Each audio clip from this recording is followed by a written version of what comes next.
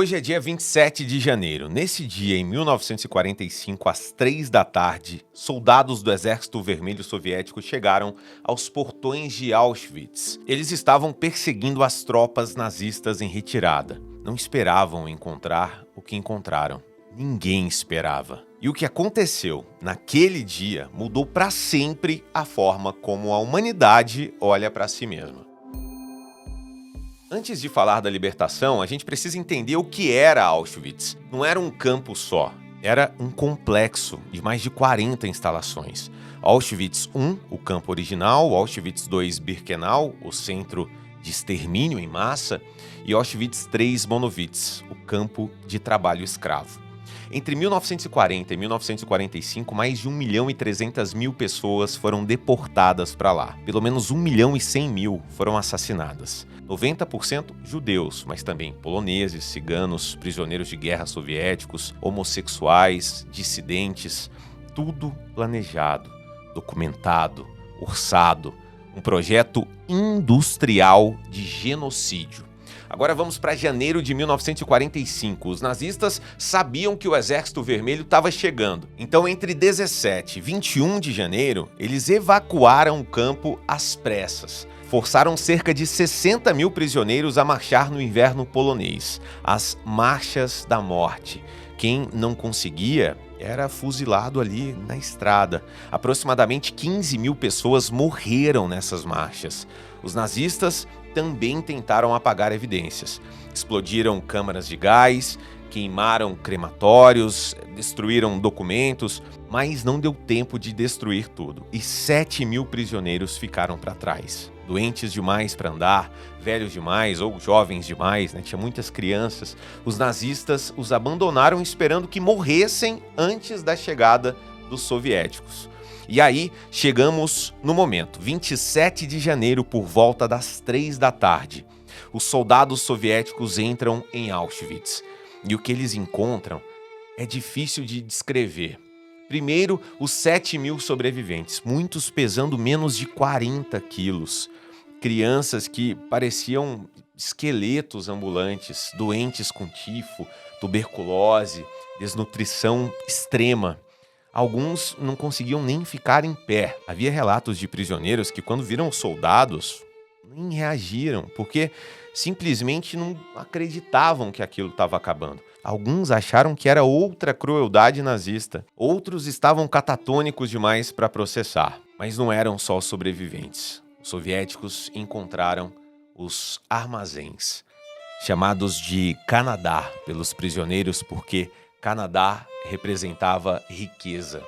Lá dentro, 7 toneladas de cabelo humano, mais de 800.000 conjuntos de roupas femininas, mais de 400.000 ternos masculinos, dezenas de milhares de pares de sapatos, óculos, próteses, malas com nomes escritos.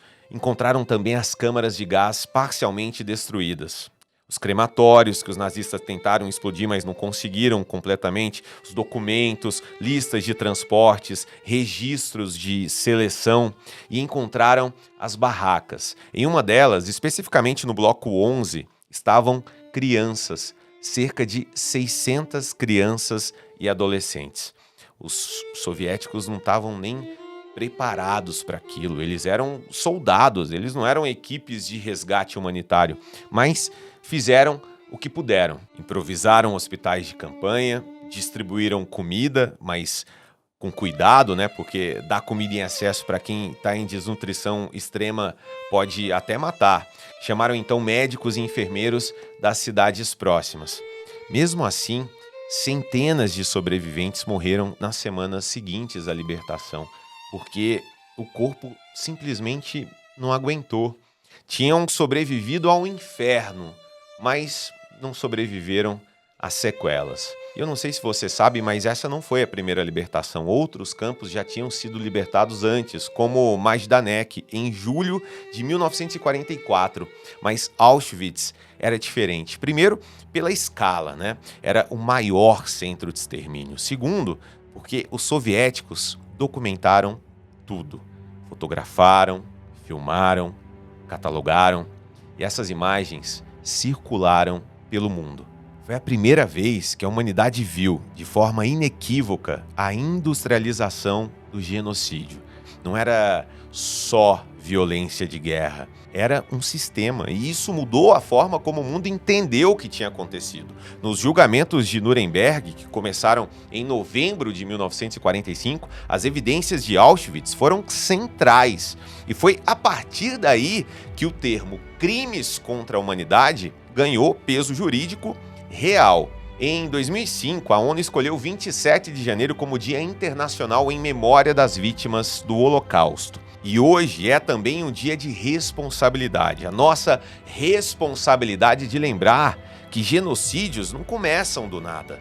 Naquela Alemanha, começaram aprovando mais de 400 leis antissemitas, depois fizeram propaganda desumanizando os judeus, aí normalizaram a violência, queimaram sinagogas, lojas também, né? Prenderam 30 mil judeus, enquanto um monte de gente assistia calada.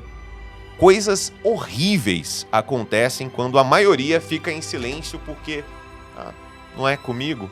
A memória de Auschwitz serve também para isso, para que a gente reconheça esses sinais, para que esse tipo de história nunca mais se repita.